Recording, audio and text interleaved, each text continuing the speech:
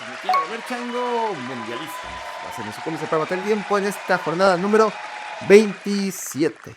27 jornadas ya de este mundialazo que se acaba. Son 104 partidos, 96 ya se han jugado, quedan 8 y eso sí, muchos días para que se celebre.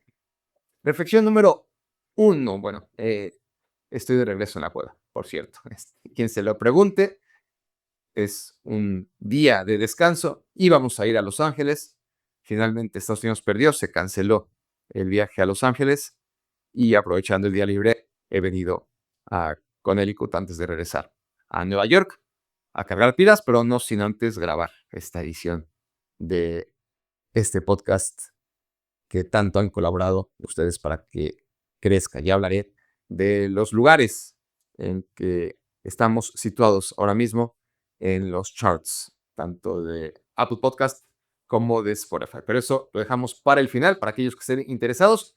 Por ahora hay que hablar de esta jornada del Mundial. Esta jornada que nos deja ya a 8 finalistas, 8 equipos que van a jugar los cuartos de final y 7 de ellos europeos. Reflexión número 1. 7 europeos y Argentina. Es osado decir 7 europeos. Claramente son 6 selecciones de la UEFA, más Argentina de CONMEBOL, más Marruecos de la Confederación Africana de Fútbol. Pero Marruecos juega con 11 futbolistas nacidos en Europa, o con 10, a veces con 9, ¿no? Pero es evidentemente una selección muy influenciada por Europa y no solamente por Europa, es decir, no solamente Europa como concepto de un continente que tiene muchos países, algunos con un desarrollo de fútbol mayor que otros. Aquí en Marruecos claramente está repartido en solamente 4 países y hay un volumen de muchos jugadores en cada uno de estos países. Eso es lo que le da riqueza a Marruecos. No solamente depende de un país, como tantos otros dependen básicamente de Francia. En el caso de Marruecos, de sus 26 seleccionados, en efecto, 6 son franceses, pero 6 son españoles y 3 son belgas y 3 son neerlandeses y uno nació en Canadá. Pero son 18 futbolistas nacidos y formados en 4 países específicos donde se trabaja muy bien en la base, que son España, Francia, que son los mejores, y después Países Bajos y Bélgica, que son 2 de los mejores también. Por lo tanto, es un triunfo africano, pero basado en el trabajo de base que hay en Europa. Por lo tanto, en los cuartos de final, y esto es mucho más que una curiosidad, es una tendencia, una triste tendencia, hay 7 equipos, llamémoslo así, cuyos jugadores están formados en Europa y Argentina. No es primera vez, se va haciendo cada vez más recurrente y cada vez más dramático, ¿no?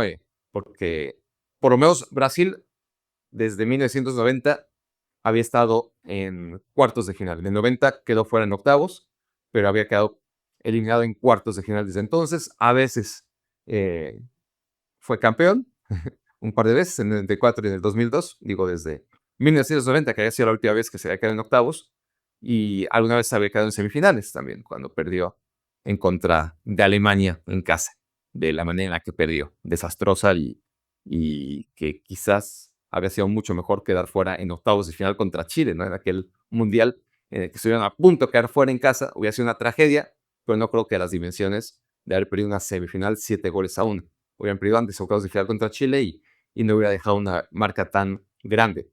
En cualquier caso, tenemos a una selección brasileña que no está acompañando esta vez a la Argentina. Normalmente han sido 6 europeos, 2 sudamericanos, con la incursión de Marruecos, pues eran 5 europeos más 2 americanos más Marruecos en Qatar, y ahora son pues lo que son. Argentina, Marruecos con todas las comillas y paréntesis que hay que, y notas de pie que hay que ponerle a ese nombre, Y bueno, 6 equipos estrictamente europeos, aunque, insisto, en realidad son 7. Reflexión número 2. Qué malo es Lionel Messi, puta madre. Qué desesperantemente malo es Lionel Messi cuando tiene que tirar un penal. ¿Cómo puede ser tan malo? Ya lo dije una vez, lo dije tras el partido contra Austria, que no se podía creer, ¿no? Que Lionel Messi no puede hacer cosas que cualquier futbolista de élite debería ser capaz de hacer, ¿no? No digo no fallar un penal, pero por lo menos no fallarlo, porque en aquel penal no fue ni a la portería. Dices, bueno, puede pasar, ¿no? Es increíble y lo dije. No puede ser que un cirujano, el mejor cirujano, no te pueda poner una curita, no te pueda tomar el pulso, ¿no? Que un chef no te pueda hacer un huevo sin que se le queme. El mejor chef, no un chef, el mejor chef de la historia, ¿no? Aquí, bueno, el primer penal que falló ha tirado 12, por mucho que han dicho, y hablaré sobre eso, sobre la sección argentina, le han pitado 2 penales, los 2 muy claros, y Messi ha fallado los 2. Aquel penal que falló en la fase de grupos, no tiró ni siquiera a la portería, y ahora hizo lo que yo me preguntaba la otra vez, de cómo puede ser que jugadores profesionales no sean capaces de evitar lo que dice cualquier analista. El penal no va a media altura, mándalo a donde sea, pero no a media altura porque le facilitas al arquero, ¿no? El lance. Y sin embargo, Lionel Messi vuelve a fallar uno de tantos penales que ha tirado a media altura. O sea, falla muchísimos penales. Tiene un promedio súper mediocre. ¿Cómo puede ser que tenga un promedio tan malo a la hora de tirar penales? ¿Cómo puede ser que en este mundial lleve 2 penales y haya fallado los 2? Y no es que antes de estos 2 penales tuviera un promedio que, que fuera correcto para la élite. Está por debajo. Sí, es un futbolista promedio, para no exagerar. Fallando estos 2 penales, ha tirado tantos que tampoco le va a afectar tanto a su promedio, pero sobre todo por ser penales en Copa Mundial, te das cuenta que el mejor de siempre tiene problemas también a la hora de concentrarse y de asumir la responsabilidad de tirar un penal importante. Y ahí, ¿qué va a pasar cuando vuelvan a tirar penal? ¿Qué va a pasar cuando vuelvan a cobrar penal a favor de Argentina? Va a ser perder, perder, porque si lo tira, va a ser a riesgo de convertirse en Martín Palermo, ¿no? Fallar 3 seguidos, aunque sean 3 partidos distintos, yo creo que peor que en uno solo, ¿no? Y en un mundial, si no lo tira, va a quedar como pecho frío. No creo yo que honestamente Lionel Messi debería estar preocupado ahora mismo por que digan que es pecho frío a estas alturas de su carrera y de todo lo que ha hecho, o que crean que arruga, o que no se echa el equipo a la espalda. Yo creo que ya no. O sea, creo que una de las grandes diferencias entre Messi y Cristiano Ronaldo es que Messi piensa en el equipo antes que Lionel Messi. Claro que quiere los récords, claro que es egoísta, eh, todo eso no lo vamos a negar, pero no a un nivel de obsesión que sí caracteriza a Cristiano Ronaldo. Pero el siguiente penal creo que nos va a decir mucho. El siguiente penal, cuando tire Messi, pues siempre se podrá hablar de buena autoridad, eh, responsabilidad, tenacidad, demencia, eh, pero yo lo vería como a ver, deja que tire a alguien que tenga más posibilidades de anotar. Tú ya demostraste que no sirves para eso, eres malísimo tirando penales y tú debes de, porque eso no lo va a decidir Scaloni, está claro que lo va a decidir Messi. Tú, Messi, sé lo suficientemente humilde para, cuando haya un tercer penal, no tirarlo. No lo vayas a tirar otra vez, porque solamente va a quedar mal. ¿Qué cosa que lo meta y tampoco por meter un penal va a convertirse en un buen tirador, ¿no? Pero creo que sería un gesto que lo va a enaltecer en caso dado que Argentina, bueno, seguramente Argentina le van a marcar un penal en los 3 partidos que le deben de quedar, salvo que pierda el siguiente, ¿no? Si gana el siguiente en contra de Suiza, asegura jugar 3 partidos más. Argentina, el de Suiza, más semifinales, más el último partido. Y ahí, en esos partidos, pues seguramente la tendencia es que Argentina va a tener un penal a favor. Y yo estoy muy interesado y deseoso que no lo tire Messi. Creo que no va a pasar. Creo que Messi lo va a tirar por lo mismo, ¿no? Para demostrar que no se esconde, que le da igual y que probablemente lo va a meter. Es decir, ¿qué creo yo que va a pasar? Uno, que Messi lo tira y anota. Dos, que Messi lo cobra y falla. Escenario 3, y que es el que esperaría, que lo cobre otro. Habría que ver quién otro también. Ese es el asunto, ¿no? Porque puede ser que lo tire otro y si todos están peor que Messi, pues lo tendrá que tirar Messi otra vez, ¿no?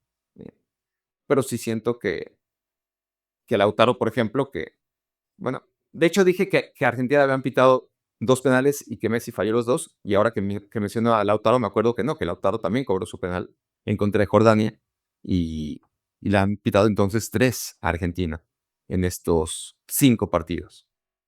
Entonces, Lautaro ya ha metido su penal, Messi ha tenido 2, ha fallado 2.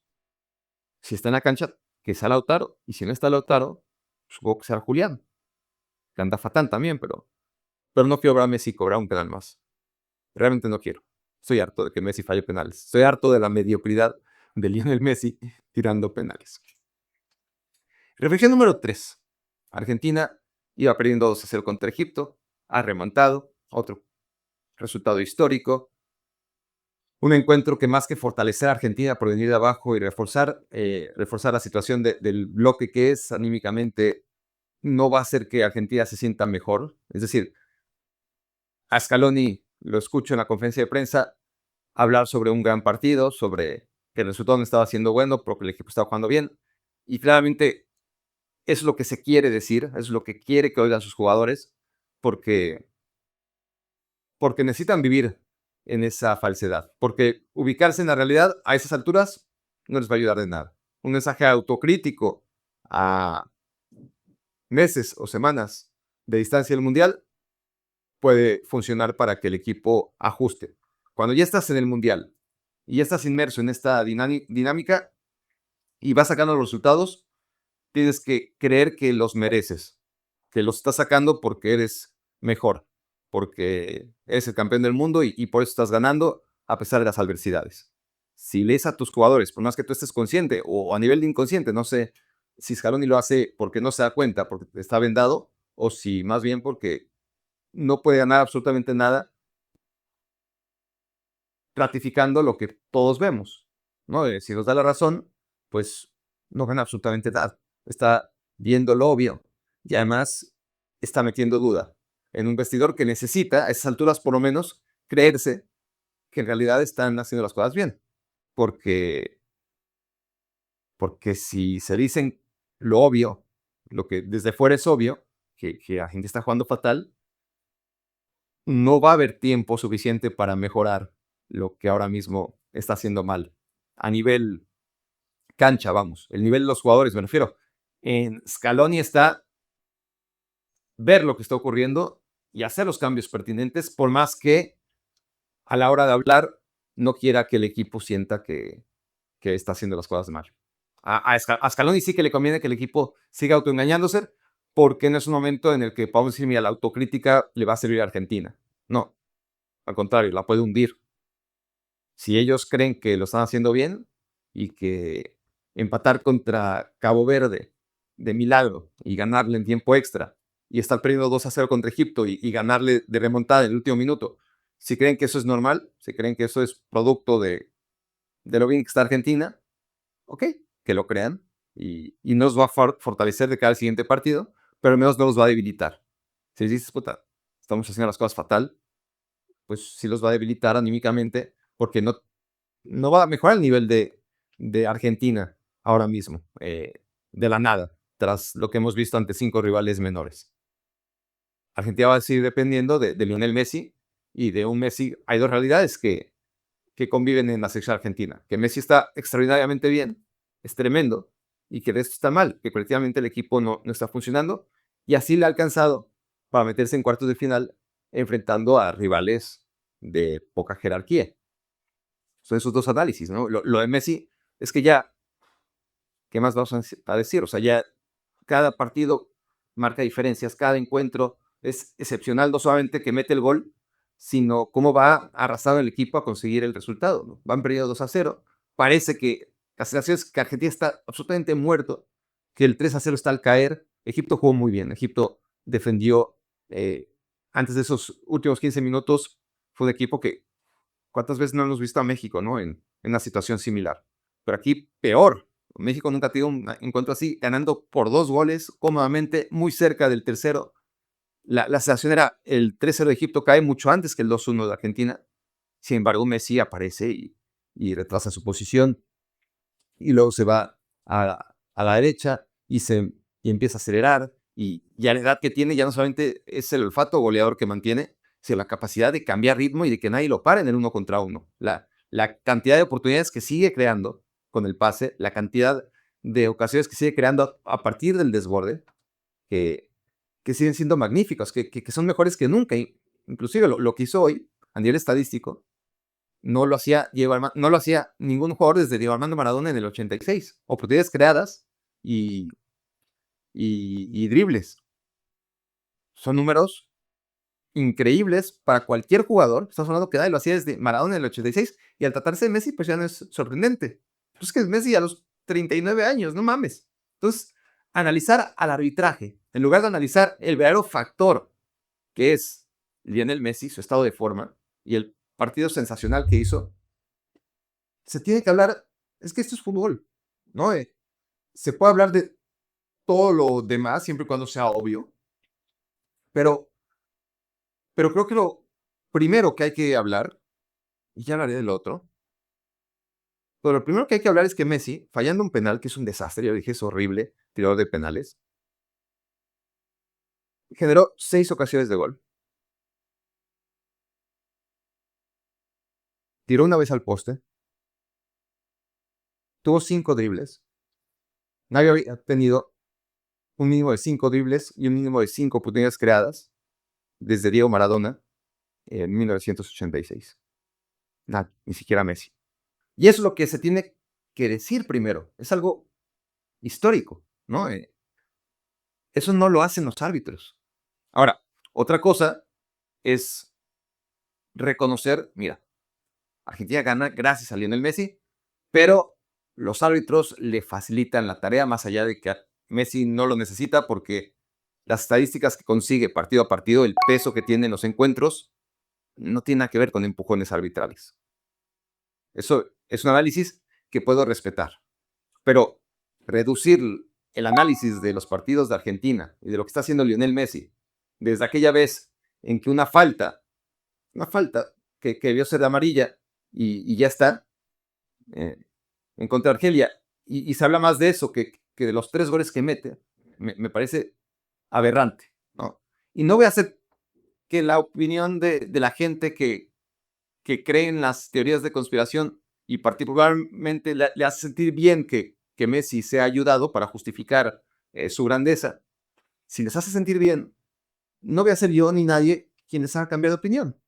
Tienen derecho a ser felices, a tratar de ser felices, y si eso les hace felices o creen que les ayuda a su felicidad, pues por más que yo trate de abrir los ojos, yo puedo hablar y hablar y hablar y hablar, y, y van a seguir en lo mismo.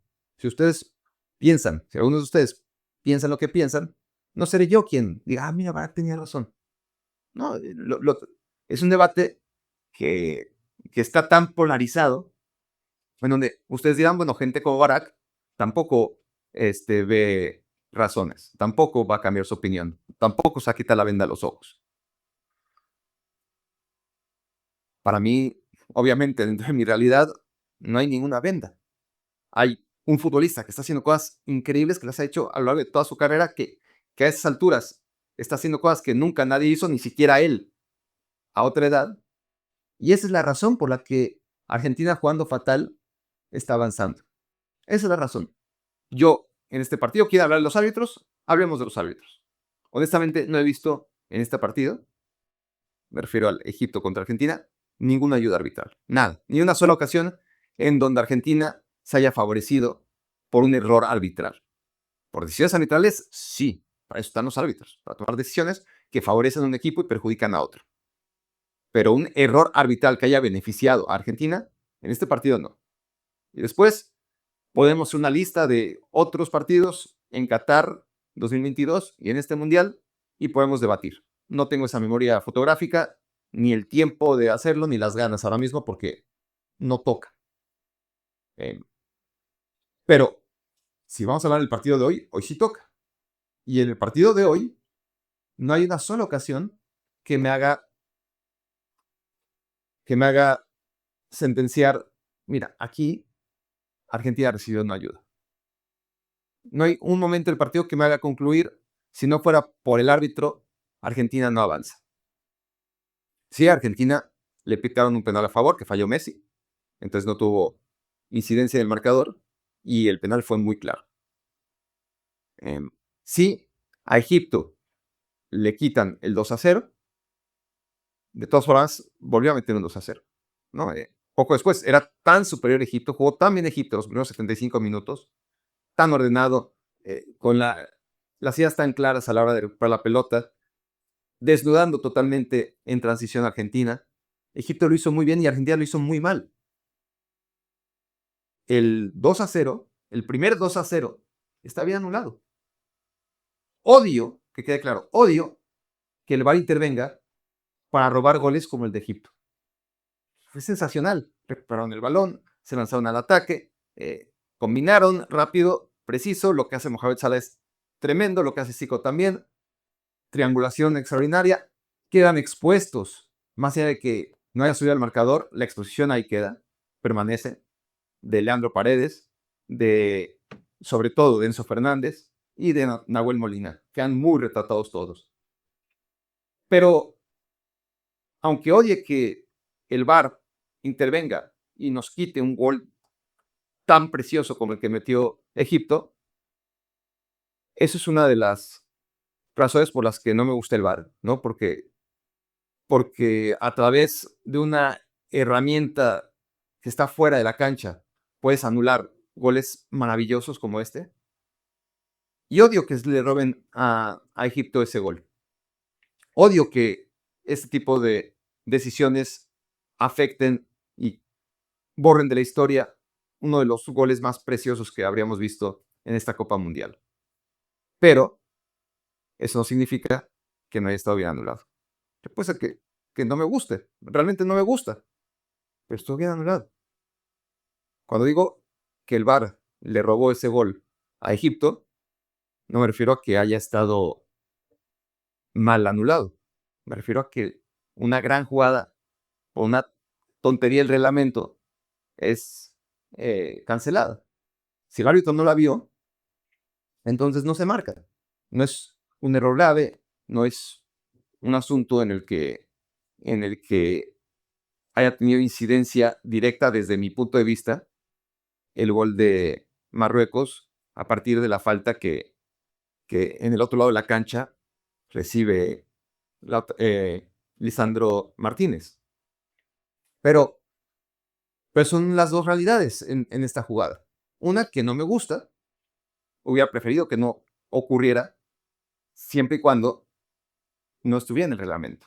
Yo lo que quiero, antes que nada, es que se respete el reglamento, aunque no me gusten ciertas cosas del reglamento. Ya están ahí. Si me gustan o no me gustan, es secundario. Lo importante es que se cumplan y que eventualmente se cambien las pendejadas del reglamento como suele pasar, ¿no? Se revisa el reglamento, lo van cambiando, lo van cambiando, lo van cambiando y tratan de quitar las pendejadas y le meten otras pendejadas, ¿no? Y esto es una pendejada, pero está en el reglamento.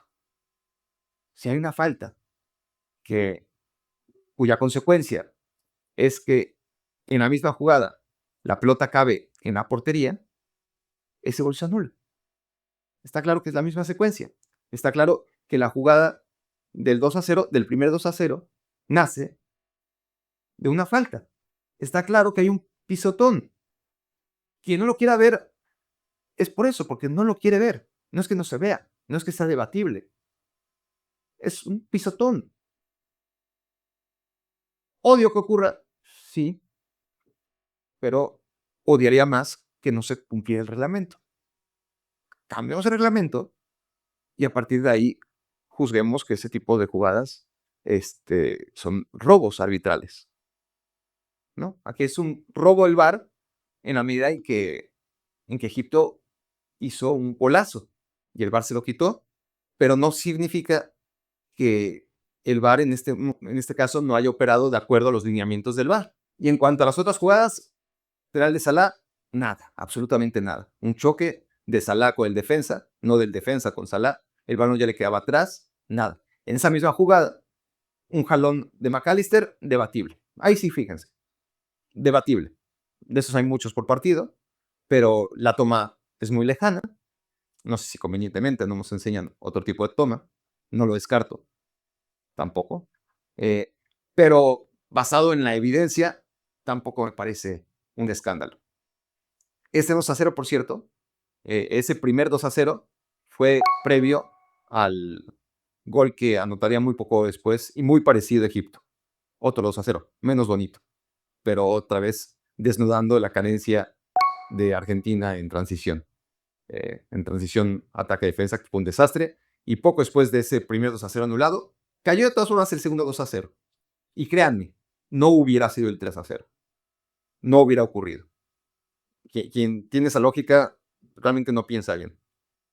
Porque si el 2-0 no fuera anulado, el primer 2-0 no hubiera sido anulado, entonces el balón a la siguiente jugada hubiera salido de la media cancha y no de la portería de Diego Martínez, y ahí cambió todo el partido, ¿no? El 2-0 eventualmente iba a caer, y cayó. Y además estuvo bien anulado. Y no hay más donde rascarle. Quien busca, encuentra. Obviamente, si buscas jugadas, no hay un solo partido, salvo que sea un partido extremadamente dominado por un equipo superior al otro, en donde el equipo sometido, pues ni siquiera tocó el área rival. Pero por lo demás, pues es un juego de contacto, de fricción, donde siempre vas a encontrar un momento en el área donde va a ser el reglamento, parece que el árbitro no hizo su trabajo. Siempre lo vas a encontrar. Quien quiera ver ayudas, las va a encontrar convenientemente en todos los partidos. Y yo insisto, Argentina ha sido beneficiada en muchos momentos, tanto en Qatar 2022 como en Norteamérica 2026, posiblemente. Habría que analizar partido a partido. Hoy toca analizar el Egipto contra Argentina y ahí no hay nada.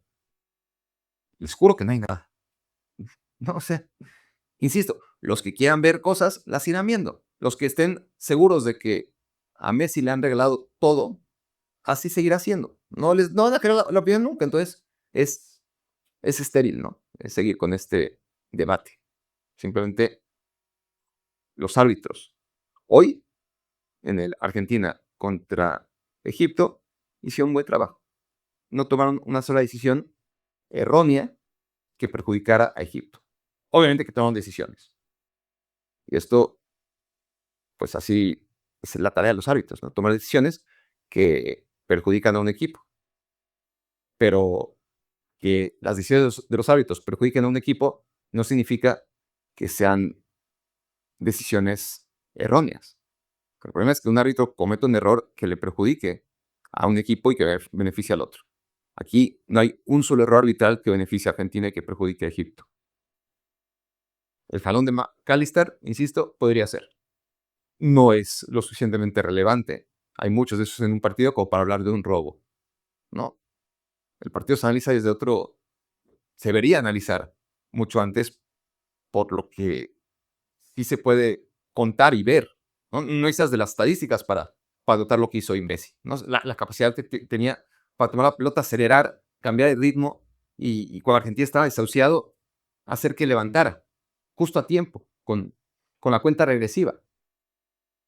Si nos gusta más o si les gusta más hablar del arbitraje en un deporte tan maravilloso como este, que es jugado por un tipo con el nivel con el que nadie había jugado durante tantos años. Podemos hablar que Ronaldo Nazario jugaba mejor que Messi. Puede ser que Ronaldo Nazario jugaba mejor que Messi. ¿Cuánto tiempo? ¿2 años? ¿Qué ganó? ¿Qué ganó Ronaldo?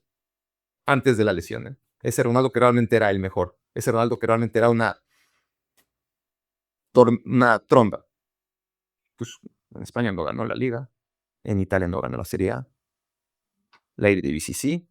El Mundial todavía no lo había jugado porque en 94, pues, bueno, en 98, de hecho sí, lo jugó, pero no jugó Sí jugó a la final, pero como si él la había jugado. Entonces, sí, pues ganó alguna Copa América, ¿no? Una Copa Confederaciones, no ganó ligas. Este tipo, además de jugar al fútbol como nadie, lo ha hecho durante 20 años y cada vez lo hace mejor. Puntualmente, y esto lo vengo diciendo desde el día 1, ya no puede ser mejor todos los días, pero sí los días que tiene que ser. Y no deja de serlo. Y el análisis tiene que pasar por Messi, no por los árbitros. Perdón, pero no puede ser, ¿no? Que, que estamos viendo historia y que pase el tiempo y echemos atrás y el debate sea si los árbitros ayudaron a Argentina cuando es evidente que el que está subiendo los partidos es Lionel Messi para una selección que está dejando mucho que desear.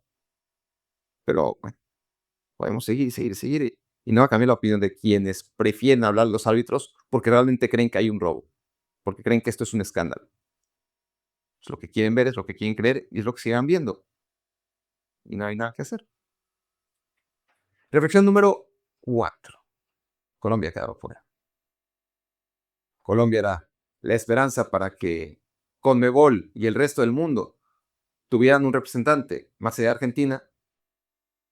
Y como ha sido especialidad de Colombia en tantos momentos, Colombia venía muy bien, jugando muy bien. Su partido contra Portugal parecía una evidencia de que esta Colombia sí iba a ser diferente. Yo mencionaba incluso que los veía mesurados hasta en sus festejos, muy concentrados para ahora sí hacer historia, no cantar victoria antes de tiempo. Y otra vez lo mismo, octavos de final, deja mucho que desear contra una Suiza que además no tenía su único jugador diferencial, Mazambi, que viene a ser una gran Copa Mundial, y en un equipo muy plano como Suiza. Muy correcto, muy consciente de sus limitaciones, eh, difícil, siempre lo ha sido, pero sin un hombre que, como Sachi en su momento, ¿no? Ese hombre ahora es Mazambi, media punta con gol, con creatividad, que hoy estuvo lesionado, y Colombia no pudo ganarle a Suiza ni así. Colombia ha tenido desde hace mucho tiempo problemas de gol, desde la eliminatoria pasada, rumbo a Qatar 2022, donde ligaron 8 partidos de eliminatoria sin meter gol. Y tenían a varios de los mejores goleadores de Europa. O si no, probos de clase media alta. ¿No? Luis Muriel, que andaba muy bien. Duan Zapata, que andaba muy bien. Ya estaba por ahí John Córdoba, Borja. Es decir, varios delanteros en la élite, ¿no? Muchas opciones, por lo menos. Santos Borré, todavía Radamel Falcao, etcétera. Tenía tantas opciones en ataque. Morelos, en el Rangers, que también tuvo su época. Es decir, muchos delanteros que metían muchos goles en distintos equipos de Europa. Y en Colombia no metía gol nadie. Y quedaron fuera del Mundial. Y esta Colombia, que tiene al campeón de goleo de la Liga Portuguesa, a Luis Suárez, que tiene al campeón de goleo de la Liga Rusa, John Córdoba, que tiene al máximo responsable de que el Betis esté en la Champions League junto con el marroquí Abde, estoy hablando del Cucho Hernández. Esta que tiene a Luis Díaz, que en el Bayern parece estar tan cerca del nivel de Harry Kane, Michael dice que son tan buenos que también en el Mundial la han roto, a diferencia de Luis Díaz. Esta Colombia no puede. No puede pasar en contra de Suiza, no puede meter goles. Le metió 1 con trabajo a la República Democrática del Congo en un partido en el que jugó muy bien, pero solo metió 1. Uzbekistán, que un equipo muy inferior, sí que le metió 3. Contra Portugal fue muy bueno, muy superior, generó un montón de ocasiones, se quedó en 0 goles. Contra Ghana también metió un solo gol. Y parecía que, bueno, mientras metas tu gol, no pasa nada. A Ghana le metió un gol muy pronto, al minuto 8, y ya con eso ganó. Y en este partido ese gol no cayó nunca. Pero lo peor es que a diferencia del partido contra Ghana, del partido contra Uzbekistán, del partido contra República Democrática del Congo y sobre todo del partido contra Portugal, hoy Colombia no genera ocasiones. No genera muchas ocasiones claras. Después en los últimos minutos sí. Pero incluso en el segundo tiempo, el primer tiempo fue muy soso, muy soso. No pasó nada.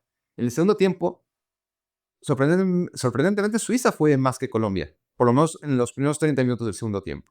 Tuvo mejores ideas, más llegadas, más peligro, aunque poco, sobre la portería de Camilo Vargas, que tuvo que tener una buena intervención. También Gregor Kobel del otro lado tuvo una magnífica intervención, pero muy poquitito, ¿no? Y sí, cerró mejor Colombia en el segundo tiempo y en los tiempos extras estuvo un poquitito más cerca, pero nunca fue un caudal. Nunca pudimos decir es que Colombia merece el gol.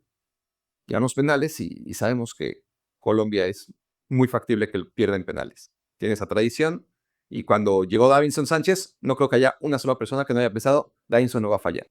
Era muy evidente. Como con Akanji también, ¿no? Yo tenía muy claro que Akanji le iba a fallar y vaya que Akanji la mandó a volar. Y Colombia con esa ventaja de tirar primero. Cuando tiras primero tienes una gran ventaja, estadísticamente hablando. Luego, fallas el primero y ya no tienes ventaja, obviamente. Pero cuando tu rival falla también, otra vez regresa tu ventaja. Tienes todo el control. Pero Colombia vuelve a fallar. Y así no se puede. Cada vez que llegan los penales, ya tiene esa bola de nieve en su cabeza que los limita. Y la verdad es que el penal de Cucho Hernández no fue tan mal tirado. Pero hay que meterlos. Y Gregor Kobel, una cosa es un portero de muy buen atajador de penales en la Bundesliga y otra cosa es un portero buen atajador de penales en la Liga MX. Y ahí se notó la diferencia entre Kobel y Vargas. Y Suiza, sin Mazambi, está en cuartos de final. Reflexión número 5. Suiza es México. Suiza era México. Cada mundial, octavos de final. Octavos de final, octavos de final. Suiza se ha metido a cuartos de final, que será su techo. No lo consiguió desde el 54, que fue organizador. Una vida paralela a la selección mexicana, pero ha roto ese muro. Y esto me lleva a compartirles las cuentas que saqué de cuántos equipos han jugado cuartos de final de un mundial y eso no incluye a México. Si quitamos los partidos que jugó de cuartos de final, pero en condición de local. Como anfitrión, sí. Pero todos los equipos que sin ser anfitriones llegaron hasta cuartos de final son todos estos 8 campeones del mundo, los 8 equipos que han ganado la Copa del Mundo, que todo el mundo conocemos, los 5 que han sido subcampeones sin ser campeón. Esto es Países Bajos, Checoslovaquia, Hungría, Suecia y Croacia. Por cierto, Países Bajos 3 veces, Checoslovaquia 2 veces, Hungría 2 veces. Pero aquí no estoy contando la cantidad de veces, sino la cantidad de equipos, ¿no? Entonces son los 8 campeones del mundo, los 5 no campeones del mundo, pero que jugaron una final del Mundial y por lo tanto jugaron semifinales y cuartos de final en el camino.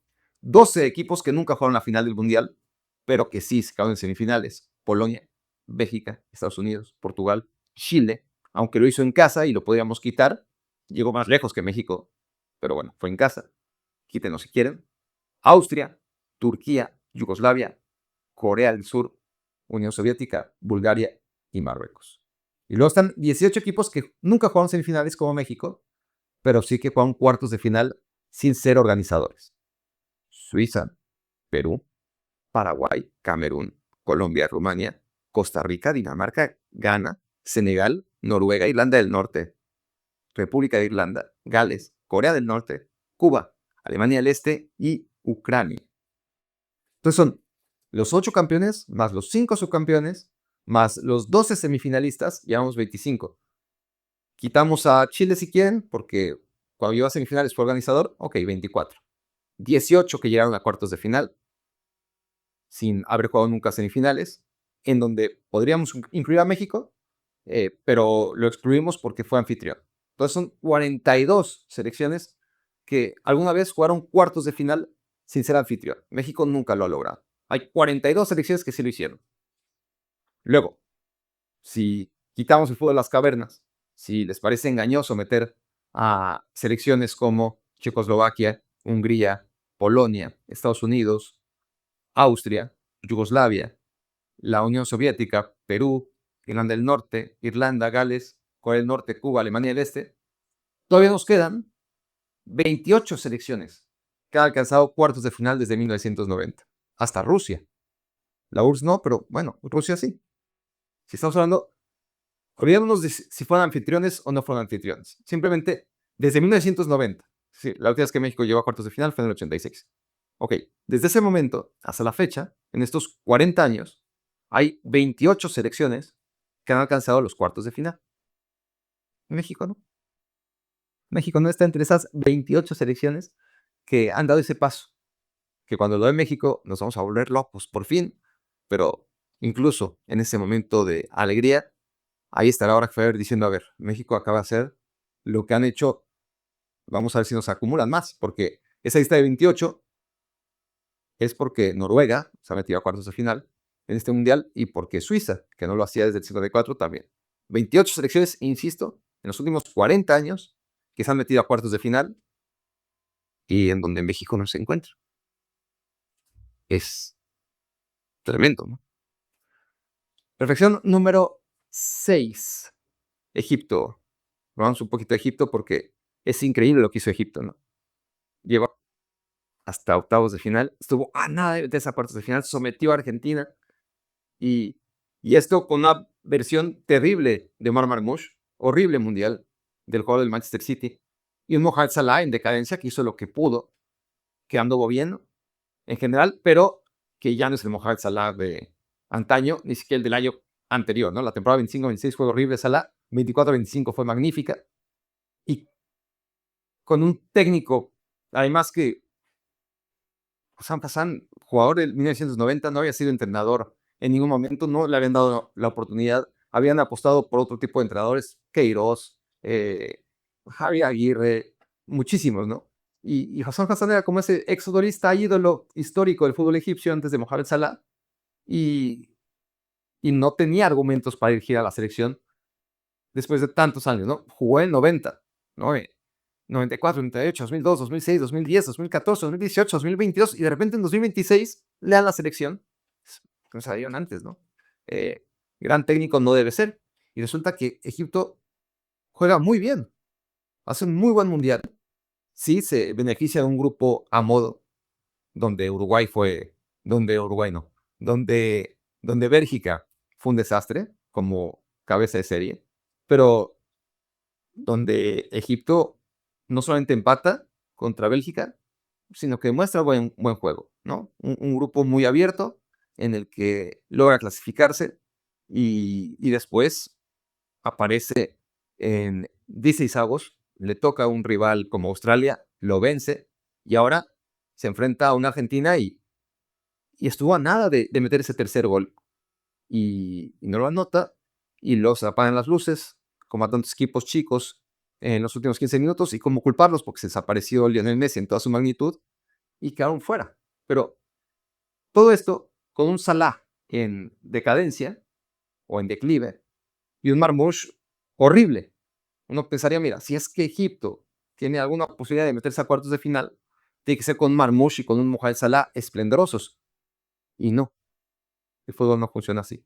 Como Colombia, ¿no? Que estuvo muy cerca de meterse en cuartos de final, si hubiera ganado en los penales, se había metido a cuartos de final, sin que Luis Díaz haya pesado en este mundial. Olvidémonos de James Rodríguez. Luis Díaz, como la verdadera figura de esta selección, fue de poco a menos. Y aún así Colombia pudo haberse metido perfectamente a cuartos de final si no fuera porque pues, Davinson falló su penal, Cucho Hernández falló el suyo y fuera. Llama mucho la atención. Mucho, ¿no? Yo tenía en mis apuntes, ¿no? O sea, Marmoush, Salah, Egipto, cuartos de final. No se metieron, pero pudieron estar ahí, sin que Marmoush y Salah hubiesen tenido un peso muy importante, o por lo menos tan trascendental como habíamos intuido. Y en Colombia, siempre, ¿no? Siempre las claves del triunfo eran así, que Luis Díaz realmente dé ese paso adelante y que sea el del Bayern Múnich. Si no, va a ser muy complicado. Y aún así, Colombia estuvo a nada de meterse a cuartos de final. Lo perdió en tiros penales. Eso solamente comprueba cómo los análisis a veces se individualizan y la razón del éxito rara vez tiene que ver con una individualidad. En Noruega sí, claro que tiene un soporte Holland maravilloso. No solamente es Holland. Las atajadas que hizo Niven, de las que hablé ayer en contra de Brasil, ¿no? Y el bloque noruego es muy bueno. Pero claramente el que marca diferencias lejos es Erling Holland. Y en Argentina ni hablar con Messi. Pero son excepciones. Lo demás es los equipos bien armados, aunque su estrella no ande bien, van a progresar. Pero si necesitan, quizás en días como hoy, Egipto, o sobre todo la selección de Colombia, que aparezca esa figura para marcar ese gol que marque la diferencia. Que cuando todo está saliendo mal, cuando como Colombia hoy, que tuvo pocas aproximaciones de gol, sepas que Luis Díaz te va a resolver. Cuando se esté viniendo la noche a Egipto, que Salah tenga esa ocasión que habría tenido sin duda en sus mejores momentos y liquidar a la Argentina. Pero no fue así. Se quedaron fuera. Reflexión número 7. He hecho un power, no todos un power ranking. No en cada una de las 26 jornadas, 27 ya de reflexiones, pero sí, desde el primer día empecé con, miren, no del primer día, miento, del tercer día. A partir del tercer día teníamos ya a 8 selecciones a las cuales evaluar y a partir de ahí he ido corrigiendo y actualizando el Power Ranking que queda así. Solamente por el performance de los equipos, no por su, no por, no es un pronóstico de quién va a ganar, sino quién lo ha hecho mejor hasta ahora. Número 8, el peor de los 8 que se han metido, el que menos bien ha jugado, Inglaterra. Número 7, Argentina. Número 6, Bélgica, que le salva el último partido contra Estados Unidos, a diferencia de Argentina e Inglaterra, que no le salva nada. 5, Suiza. Número 4, Marruecos. Número 3, España. Número 2, Noruega, muy sólida, partido a partido. El único que perdió lo perdió con suplentes. Y número 1, Francia. Francia 1, Noruega 2, España 3, Marruecos 4, Suiza 5, Bélgica 6, Argentina 7, Inglaterra 8. Reflexión número 8 está el Power Ranking de predicción, no basado en lo que ha pasado, no basado en lo que ha pasado, sino en lo que está por pasar, en la proyección del potencial de los equipos y la historia que siempre cuenta a la hora de llegar a esta instancia. De lo contrario, no habría tan pocos campeones del mundo, ¿no? Y en este Power Ranking es muy distinto. Aquí pongo en primer lugar a Francia, es lo único que permanece. En segundo a España, ya no en tercero, que es su ubicación en el otro Power, en el que está basado en el rendimiento. Francia 1, España 2, Argentina 3, España 2, Argentina 3, Inglaterra 4, Bélgica 5, Marruecos 6, Noruega 7, Suiza 8. Si los ubico entonces de menor a mayor probabilidad de ser campeones, al que menos visualizo siendo campeón es a Suiza, octavo, a pesar de que es el segundo que mejor ha jugado para mí entre los 8 finalistas. Noruega para mí es el segundo que menos veo siendo campeón, no lo puedo ver. La verdad es que Suiza 8, Noruega 7, Marruecos tampoco lo visualizo, lo dejo en el sexto. Bélgica lo visualizo un poquito más que a Marruecos, a Noruega y a Suiza, lo pongo en quinto. Cualquiera de estas 4 sería una sorpresa enorme. Y luego están los 4 que no sería una sorpresa, a pesar de cómo han jugado. Cuarto lugar Inglaterra, tercer lugar Argentina, segundo España y 1 Francia. Reflexión número 9. México ha sido oficialmente el 9º lugar de esta Copa Mundial. La mejor actuación de México, pues obviamente son los sextos lugares. En Corea-Japón 2002, creo recordar que acabó en 10º lugar, que había sido la mejor actuación de México después de las actuaciones en casa. Y ahora en otra actuación en casa queda en 9º lugar. Es decir, de todos los eliminados en la fase de octavos de final, México fue el que más puntos registró. Si hoy Argentina hubiera perdido, entonces México habría sido 10º. Digo, no porque importe, simplemente porque la tradición marca que cada vez que México es eliminado y tiene un lugar en la tabla general, pues hay que comentar. Quien no lo supiera, México 9º lugar del Mundial de 2026. 10ª reflexión. Mi mejor momento del día. Mi mejor momento del día fue, hoy los partidos se acabaron temprano, pude pasear un poquito en Nueva York, algo que había, sí, corrido en las mañanas, ido a desayunar, a comer, perdón, pero no había tenido tiempo de degustar un helado.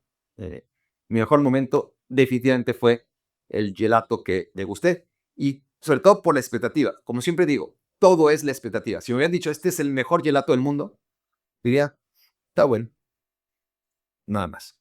Pero como yo iba caminando y me encontré, dije, no, aquí no puedo entrar, pero ya no tengo tiempo para seguir buscando. ¿Y por qué no puedo entrar? Por dos razones. Se llamaba Figo. Figo. ¿Qué chingados voy a entrar a un lugar que se llama Figo? Nunca podría hacerlo. Bueno, eso habría dicho Barack durante mucho tiempo. Y, y solo necesitaba una razón extra para no entrar. Me acerqué, porque lo vi de lejos y dije, no se llama Figo, no puedo entrar, no puedo entrar. Bueno, sí tengo muchas ganas de un helado. De un gelato. No era un helado normal, era un gelato, que son más ricos. Cuando me asomo ya a la puerta dispuesto a entrar, veo que son veganos. Yo, madres, no, no. Esa es la señal que necesitaba para no entrar. Em, Se llama Figo y son helados veganos. ¿Quién quiere comer? La verdad, respeto a los veganos, pero pues, chicos, quiero comer un helado vegano, ¿no? Pero vi la hora y ya nos íbamos a regresar aquí a Connecticut. Y dije, pues, chinga su madre. ¿Qué pedo? Ya estoy aquí. Pedí un gelato de Dubai Chocolate. No es publicidad, pero cuando vayan a Nueva York, vayan a helados Figo, sobre todo si son gelatería Figo, si son pues, veganos, y si no son veganos, de todas formas, no ven qué buen, o sea, ¿cuántas veces no juzgamos las cosas sin saber? Y yo, puta, pues obviamente no iba el nombre del lugar, por lo que evocaba, el futbolista al que evocaba, por quien no lo tenga claro, y el que fueran veganos, y resulta que qué buen choco, qué buen helado. Mi mejor momento del día. ¿Qué quieren que decir? Lo tenía que compartir. ¿Cómo? Es mi obligación compartirles, no con tanta alegría, pero bueno, con cierta satisfacción, el lugar en el que estamos.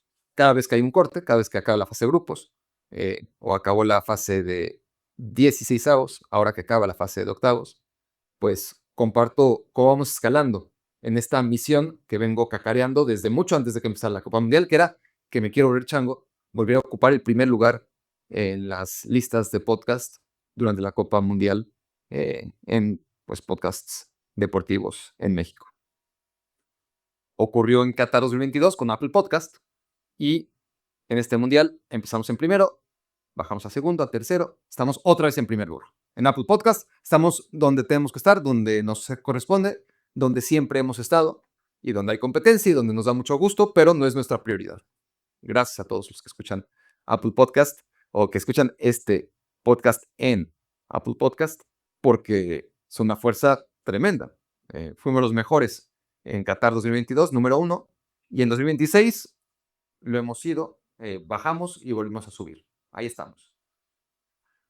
Pero la mayoría está en Spotify. Y ahí seguimos escalando, poco a poco, ¿no? Pasamos de 19 al 17 al 16 y en el último reporte éramos el 16.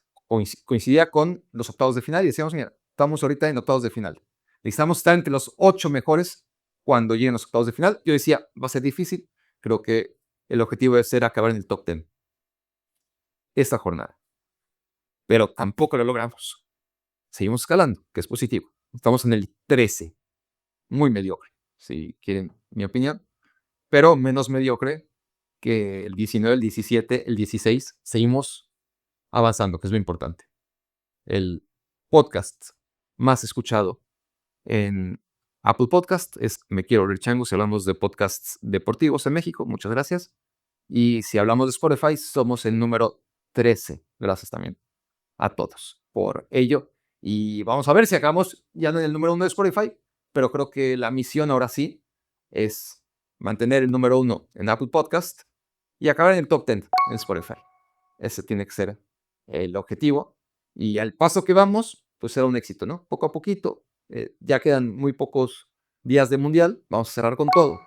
Y veremos si acabamos o no en ese top 10. Esa fue Me Quiero Volver Chango. Muchas gracias por haberme hecho su cómplice para matar el tiempo.